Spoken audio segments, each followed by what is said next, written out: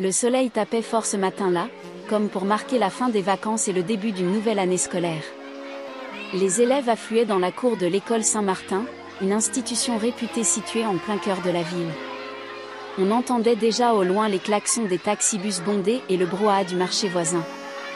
Les vendeurs de beignets et de brochettes, postés à l'entrée de l'école, appelaient les élèves affamés, espérant profiter de la foule de cette matinée. Les uniformes impeccablement repassés brillaient sous la lumière, mais on sentait aussi la tension.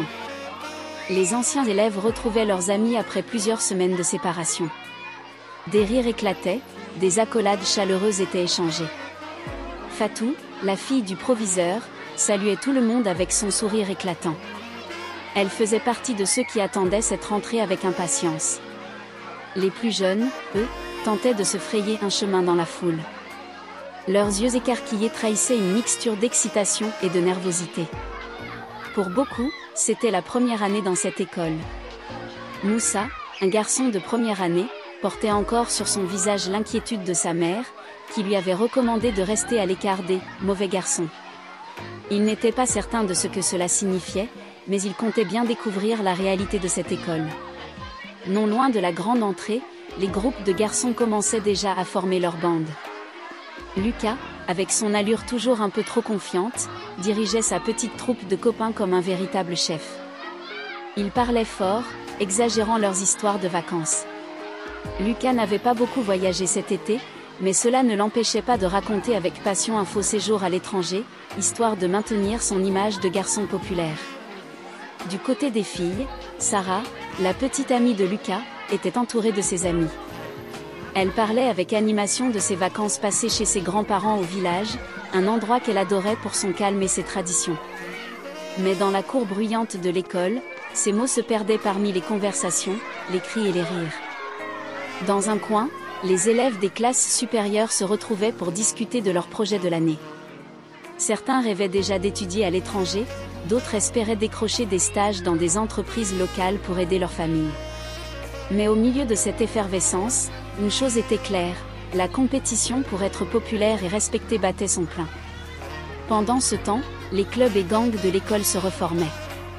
Dans une école africaine comme Saint-Martin, il n'y avait pas de véritable menace de violence, mais des groupes s'étaient formés au fil des années, chacun avec ses propres règles. Les rapaces, connus pour leur amour du football et des fêtes bruyantes, cherchaient déjà à recruter des nouveaux. Les aigles, le club des intellectuels, eux, préféraient débattre de politique et des dernières nouvelles économiques. Soudain, le silence tomba comme un coup de tonnerre. Les conversations s'arrêtèrent brutalement lorsqu'une nouvelle élève fit son entrée dans la cour. Elle avançait d'un pas léger, presque insouciant, ignorant les regards fixés sur elle. C'était Léa, et en un instant, sa beauté fit tourner toutes les têtes. Ses vêtements, soigneusement choisis, révélait une élégance rare dans cette école où la plupart des élèves se contentaient de l'uniforme standard. Les garçons, comme hypnotisés, se mirent à murmurer entre eux, certains tentant même de croiser son regard. Lucas, qui jusque-là avait dominé la scène avec son groupe, sentit son assurance vaciller. Il la regardait intensément, mais Léa n'y prêta aucune attention. Son arrivée brisait déjà l'équilibre fragile des relations sociales dans l'école. Les filles, quant à elles, se regardaient, un peu inquiètes. Sarah ressentit immédiatement une vague de jalousie monter en elle. Comment une nouvelle élève pouvait-elle attirer autant d'attention dès le premier jour? Julie, la fille la plus populaire de l'école jusque-là, se renfrogna en la voyant passer. Cette Léa, avec sa beauté et sa démarche assurée, représentait une menace pour tout ce qu'elle avait construit en termes de réputation. Le proviseur appela les élèves à se rassembler pour le traditionnel discours de rentrée. Mais dans les esprits, une seule chose comptait déjà, la présence de cette nouvelle fille, qui allait bouleverser la dynamique de l'école. Certains garçons se juraient déjà de l'impressionner, tandis que les filles, quant à elles, se préparaient à défendre leur position. L'année scolaire venait à peine de commencer, mais une chose était certaine, rien ne serait plus jamais pareil à Saint-Martin. Les jours suivant l'arrivée de Léa à l'école Saint-Martin, un vent de changement soufflait sur la cour et les salles de classe. C'était comme si la présence de cette nouvelle élève avait déclenché une fièvre collective chez les garçons. Chacun d'eux, du plus timide au plus extraverti, ne pensait plus qu'à une chose, trouver une façon de l'approcher, de la conquérir. Le matin, à l'heure de l'appel, les groupes de garçons se rassemblaient, échangeant des stratégies comme des guerriers planifiant une bataille. Sous un manguier dans la cour, Lucas, toujours en quête de maintenir son statut de chef, discutait avec ses amis. Son visage, habituellement détendu, trahissait une certaine nervosité. Léa avait chamboulé tout son univers. Franchement, elle n'a rien à voir avec les autres filles ici, lâcha-t-il avec un soupçon d'admiration dans la voix. C'est comme si elle venait d'un autre monde. Maxime, qui n'était jamais en reste pour rivaliser avec Lucas, répondit en riant. Toi, tu parles, mais tu vas voir, je vais la draguer avant toi. Elle ne pourra pas me résister. D'ailleurs, j'ai déjà prévu de l'inviter à ma prochaine fête, ça va être carré. Les autres éclatèrent de rire, tout en échangeant des regards complices. La compétition était lancée. Chaque garçon voulait montrer qu'il était le meilleur, le plus fort, le plus séduisant. Mais la réalité était tout autre. Dans le silence de leur cœur adolescent, l'amour, ou du moins ce qu'ils prenaient pour de l'amour, bouillonnait. Chaque regard échangé avec Léa les faisait frémir. Ils rêvaient tous secrètement de l'impressionner, d'être celui qui la ferait sourire ou rougir. Au-delà des plaisanteries, il y avait des discussions plus profondes. Lors des pauses, certains garçons parlaient de ce qu'ils croyaient être la vraie méthode pour conquérir une fille comme Léa.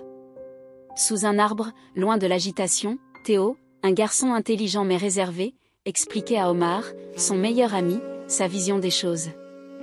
Ce n'est pas en la flattant ou en lui montrant des choses matérielles qu'on va l'impressionner, dit Théo en ajustant ses lunettes. Les filles comme elle, elles veulent quelqu'un qui les comprend vraiment. Qui voit au-delà de leur beauté. Omar hocha la tête, sceptique. Frère, tu crois vraiment qu'elle va t'écouter lire des poèmes ou lui parler de philosophie? Elle veut du concret, du solide. Si tu veux la séduire, il faut lui montrer que tu as du potentiel, de l'argent, des moyens. Théo soupira. Dans cette ville, où les apparences et les statuts sociaux avaient un poids énorme, il savait que beaucoup de filles étaient impressionnées par les signes extérieurs de richesse. Mais il croyait encore que Léa pouvait être différente. Pendant ce temps, Léa, elle, semblait naviguer avec aisance dans ce nouveau monde qu'était l'école Saint-Martin. Elle n'était pas indifférente aux attentions qu'on lui portait, mais elle se gardait de donner trop de réponses. Chaque sourire, chaque petit geste semblait calculé, comme si elle savait exactement comment maintenir les garçons dans cet état d'admiration sans trop en faire. Un jour, après les cours, Julien, le fils du banquier, décida qu'il était temps de tenter sa chance. Il avait soigneusement préparé son approche. Il était arrivé à l'école ce matin-là avec une montre flambant neuve et des chaussures en cuir brillant, achetées spécialement pour l'occasion. Pendant toute la journée, il avait planifié son moment, cherchant à croiser Léa à la sortie. Alors qu'elle s'apprêtait à rentrer chez elle, il se dirigea vers elle, le cœur battant à tout rompre. « Salut Léa », commença-t-il avec une fausse assurance, « j'ai entendu dire que tu aimais la bonne musique. » « Ça tombe bien, mon père organise une soirée privée ce week-end. Si ça te dit, tu pourrais venir. On aura de la musique live, des DJ, et tu serais la bienvenue, évidemment. » Léa le regarda un instant, sourit légèrement, puis répondit d'une voix douce, « C'est gentil, mais je ne suis pas sûre d'être disponible ce week-end. Je te dirai si ça change. » Julien se sentit à la fois soulagé et déçu. Ce n'était pas un « non » catégorique, mais ce n'était pas non plus le succès éclatant qu'il espérait. Pendant ce temps, Paul, l'un des meilleurs élèves de l'école, s'était également mis en tête de courtiser Léa, mais d'une manière totalement différente. Il avait décidé de lui offrir de l'aide avec ses devoirs. Il pensait que montrer son intelligence et son sérieux attirerait son attention. Un après-midi, alors qu'ils se trouvaient tous les deux dans la bibliothèque, Paul s'assit à côté d'elle, un peu nerveux. Il sortit quelques livres et fit semblant de lire, attendant le bon moment pour l'aborder. Finalement, il se pencha doucement vers elle et dit d'une voix basse. « Tu sais, si jamais tu as besoin d'aide avec tes maths ou d'autres sujets, je pourrais t'aider. J'ai toujours de bonnes notes et je pense que ce serait sympa de travailler ensemble. » Léa, qui feuilletait un livre distraitement, leva les yeux vers lui. Elle sourit poliment, sans véritablement s'intéresser à la proposition. « C'est gentil, Paul. Je te le dirai si j'ai besoin. » Ainsi, chacun à sa manière, essayait d'attirer l'attention de Léa. Mais elle restait distante, mystérieuse, comme si aucun de leurs efforts ne l'atteignait vraiment. Les garçons se livraient à une véritable compétition, prêts à tout pour la séduire. Certains allaient même jusqu'à des extrêmes pour l'impressionner. Jean, dont le père possédait plusieurs taxis dans la ville, n'hésita pas à arriver un matin avec une voiture de luxe, empruntée en secret à son père. Il fit un tour de l'école, klaxonnant pour attirer l'attention de Léa, espérant qu'elle le remarquerait. Mais elle ne fit qu'un bref signe de la main avant de se tourner pour rejoindre ses amis. Les débats entre les garçons devinrent de plus en plus intenses. Chaque matin, ils se retrouvaient sous leur manguier pour discuter de leurs échecs et de leurs plans pour la journée à venir. Certains étaient persuadés que Léa était une fille difficile à impressionner. D'autres pensaient qu'elle jouait simplement à un jeu dangereux, profitant de leur attention sans s'engager. Mais une chose était claire, Léa avait capturé les cœurs et l'imagination de presque tous les garçons de l'école. Dans leur esprit, elle n'était plus simplement une fille, mais un rêve, un idéal qu'ils cherchaient à atteindre. Et dans cette quête, ils étaient prêts à tout sacrifier, même leurs amitiés. Les semaines passèrent, et l'image de la douce et réservée Léa se fissura peu à peu. Si, au début, elle semblait être cette nouvelle élève discrète qui attirait l'attention malgré elle, les choses avaient commencé à changer. Léa s'était habituée au regard des garçons, aux murmures d'admiration, et elle avait vite compris qu'elle avait le pouvoir de manipuler leur fascination. Ce pouvoir, elle en faisait maintenant usage sans hésitation. Tout avait commencé innocemment. Un jour, alors qu'elle marchait dans la cour, Léa avait surpris une conversation entre deux garçons qui se disputaient à son sujet. Julien et Maxime s'échangeaient des regards noirs, chacun accusant l'autre d'avoir volé son moment avec Léa. Elle avait observé la scène avec un mélange d'amusement et d'intérêt. Pour la première fois, elle ressentit une montée d'adrénaline en voyant à quel point elle pouvait semer la discorde sans même lever le petit doigt. Alors, c'est comme ça que ça fonctionne, pensa-t-elle. Petit à petit, Léa commença à jouer de son charme. Lorsqu'un garçon lui offrait quelque chose, que ce soit un billet de cinéma, un livre ou un simple compliment, elle l'acceptait avec un sourire angélique, mais jamais sans exagérer sa gratitude. Elle laissait croire à chacun qu'il avait une place spéciale dans son cœur. Cette ambiguïté devenait sa nouvelle arme. Très vite, elle réalisa qu'elle pouvait obtenir plus que de simples attentions. Jean, par exemple, n'hésitait pas à lui offrir des vêtements de marque, qu'il achetait en secret avec l'argent volé de son père. D'autres garçons, comme Paul, pensaient que la conquérir passait par la réussite scolaire. Alors, il faisait ses devoirs, espérant qu'elle leur accorderait un rendez-vous ou même une simple discussion en tête-à-tête. Léa avait appris à jouer avec les sentiments, non seulement des garçons, mais aussi des filles. Sarah, la petite amie de Lucas, était sa première cible. Elle l'avait approché un jour à la cantine avec un sourire amical. « J'aime beaucoup ton sac », lui avait-elle dit, feignant l'admiration. Sarah, flattée, avait souri en retour, ravie de recevoir un compliment de la fille dont tout le monde parlait. Mais Léa, dans le dos de Sarah, ne cessait de lancer des regards significatifs à Lucas, jouant sur sa jalousie naissante. Elle savait que le couple traversait une période fragile, et elle en profita pour semer le doute dans l'esprit de Sarah. Chaque fois que Léa passait près de Lucas, elle laissait échapper un rire cristallin ou une phrase ambiguë, rendant Sarah de plus en plus paranoïaque. Les filles, qui au début la méprisaient ou l'ignoraient, commençaient maintenant à se rendre compte de la véritable nature de Léa. Elle était devenue une manipulatrice, une experte dans l'art de diviser pour régner. Mais cette prise de conscience arriva trop tard pour beaucoup d'entre elles. Les rumeurs avaient déjà pris racine. Les garçons, pour la plupart, étaient encore sous le charme, mais les filles, elles, n'allaient pas se laisser faire. Clara, une fille connue pour son franc-parler et son caractère bien trempé, décida qu'il était temps de mettre un terme aux manigances de Léa. Elle rassembla ses amis et monta un plan pour dévoiler le vrai visage de celle qu'elle surnommait maintenant la reine des vipères. Un matin, dans les toilettes de l'école, elles fomentèrent un complot pour révéler au grand jour toutes les manipulations de Léa. Il faut que tout le monde sache ce qu'elle fait, comment elle joue avec les gars et comment elle sème le trouble, lança Clara avec détermination. On va créer un scandale que personne n'oubliera. Leur plan était simple, mais redoutable.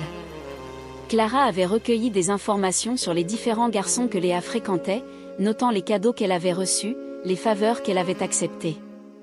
Elle avait même convaincu Moussa, un garçon timide et rejeté par Léa, de leur fournir des preuves des messages que Léa lui avait envoyés, lui faisant miroiter des promesses qu'elle n'avait jamais tenues.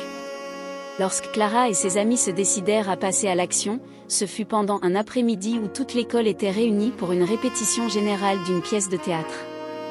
Elles avaient soigneusement distribué des feuilles imprimées contenant des détails sur les manipulations de Léa, ses mensonges, ses doubles jeux, et les cadeaux qu'elle avait acceptés de différents garçons. Le scandale éclata comme une bombe. Les garçons, qui s'étaient longtemps battus pour attirer l'attention de Léa, se retrouvèrent trahis. Jean, en découvrant que Léa acceptait des cadeaux de plusieurs autres élèves, se sentit humilié. Il ne fut pas le seul. Lucas, qui avait commencé à se rapprocher d'elle en secret, réalisa que tout cela n'était qu'un jeu pour elle. Les murmures se répandirent comme un incendie dans l'école.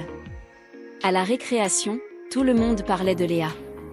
Certains la critiquaient ouvertement, tandis que d'autres, particulièrement les garçons, avaient du mal à accepter qu'ils aient été dupés. Maxime, qui avait été l'un des premiers à la courtiser, se sentit profondément blessé. Il avait cru être spécial pour Léa, mais elle avait joué avec lui comme avec les autres. Léa, de son côté, ne perdit pas son calme immédiatement. Elle avait prévu que cela arriverait un jour, mais elle pensait pouvoir gérer la situation.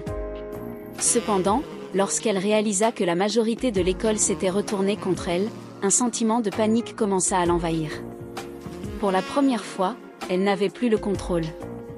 Les filles, en particulier, étaient sans pitié. Julie, la rivale de toujours, se délecta de la chute de Léa. Elle en profita pour rappeler à tout le monde qu'elle avait prévenu dès le début que cette nouvelle élève n'était pas digne de confiance. Mais le plus difficile pour Léa fut de voir certains de ses proches amis, ceux qu'elle croyait fidèles, se détourner d'elle. Sarah, autrefois manipulée par Léa, fit partie de celles qui rejoignirent Clara pour dénoncer son hypocrisie. L'humiliation publique laissa Léa désemparée, et la situation à l'école devint intenable pour elle. Le visage de Léa, autrefois rayonnant et souriant, s'assombrit de jour en jour. Elle ne pouvait plus marcher dans les couloirs sans être dévisagée ou entendue par des chuchotements. Ce pouvoir qu'elle avait autrefois détenu si facilement sur les autres était maintenant une source de haine et de mépris. Peu à peu, Léa se replia sur elle-même, cherchant refuge auprès d'un groupe de filles aux mauvaises réputations. Elle se moquait des règles et vivait en marge de l'école. Avec elle, Léa trouva un semblant de liberté, mais ce n'était que le début de sa descente dans des comportements de plus en plus destructeurs. Léa, autrefois la fille la plus convoitée de l'école, n'était plus que l'ombre d'elle-même. Tout le monde l'évitait désormais, même ceux qui avaient un jour espéré la conquérir. Elle traînait maintenant avec Zora et Clarisse, deux filles dont la réputation était loin d'être reluisante. Elles passaient leur journée à sécher les cours, flânant dans les coins les plus sombres du quartier, entre petits commerces de rues et ruelles animées par des vendeurs ambulants. La beauté de Léa, jadis source de fascination, semblait presque effacée par la tristesse qui l'habitait désormais. Dans la maison familiale, les choses allaient de mal en pis. Sa mère, une femme stricte mais aimante, ne comprenait plus sa fille. Elle avait tout fait pour lui donner une bonne éducation, espérant qu'elle deviendrait un jour une femme accomplie, mais la transformation de Léa en une adolescente rebelle et désobéissante l'avait profondément blessée. Dans le quartier, les murmures allaient bon train. Les commérages entre voisines, typiques de ces petites communautés africaines, se multipliaient. C'est la fille de Madame Mavambu qui traîne avec ses filles de mauvaise réputation, murmurait-on au marché local. Le regard des adultes du quartier, autrefois bienveillant, s'était transformé en jugement silencieux. Léa se sentait traquée, comme si chaque pas qu'elle faisait était observé, chaque faux mouvement critiqué. Puis vinrent les premières erreurs. Un soir, lors d'une fête clandestine dans une villa en périphérie de la ville, Léa s'enfonça davantage dans la spirale de ses mauvaises décisions.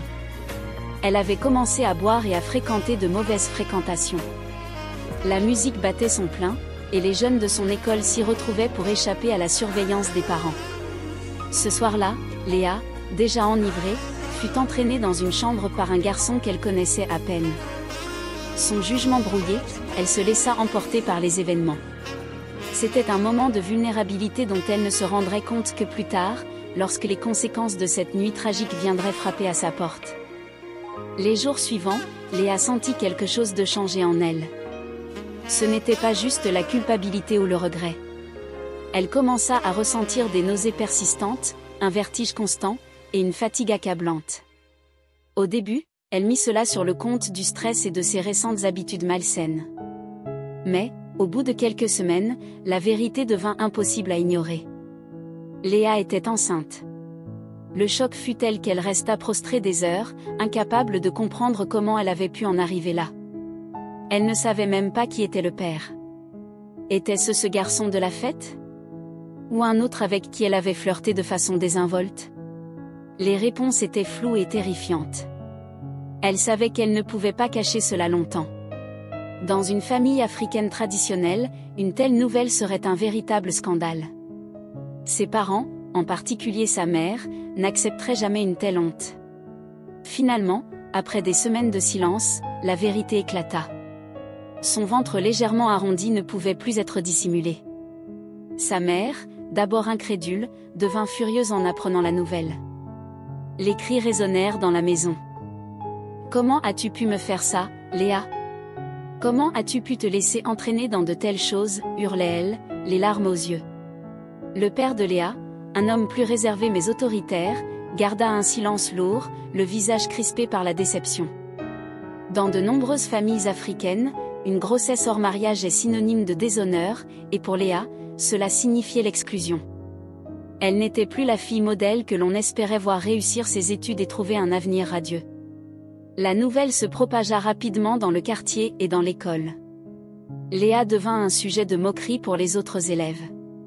Ceux qui l'admiraient autrefois se délectaient maintenant de sa chute. « Tu as vu ? La belle Léa est enceinte et elle ne sait même pas qui est le père, » chuchotait-il, ricanant dans son dos. Les filles, en particulier celles qu'elle avait autrefois méprisées, prenaient un malin plaisir à la voir souffrir. Julie, qui avait longtemps été sa rivale, ne se priva pas de lancer des remarques acérées chaque fois qu'elle la croisait dans les couloirs. Voilà où te mènent la vanité et la manipulation. Tu croyais que tu pouvais jouer avec tout le monde, hein? Dépassée par les événements, Léa finit par arrêter de venir à l'école. Elle ne pouvait plus affronter le regard des autres ni supporter les moqueries. Chaque matin, lorsqu'elle entendait les bruits des enfants se rendant à l'école, une vague de regret et de tristesse la submergeait.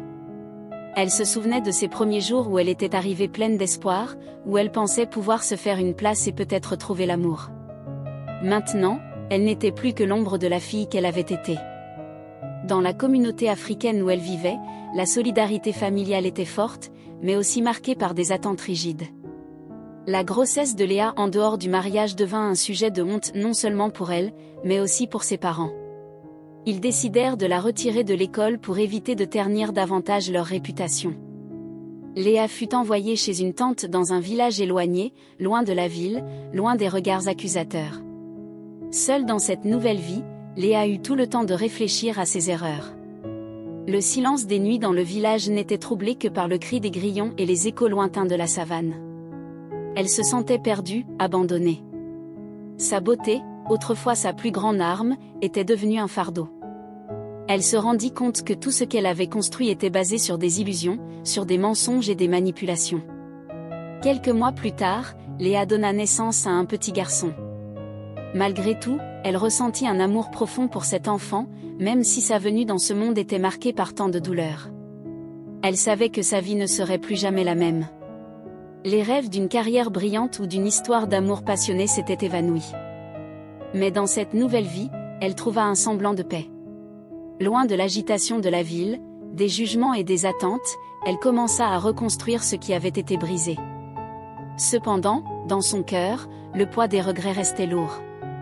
Léa avait appris, trop tard, que la beauté ne pouvait pas tout acheter. Elle avait payé le prix fort pour ses erreurs, et même si elle avait trouvé un chemin vers la rédemption, son passé la suivrait toujours, comme une ombre silencieuse.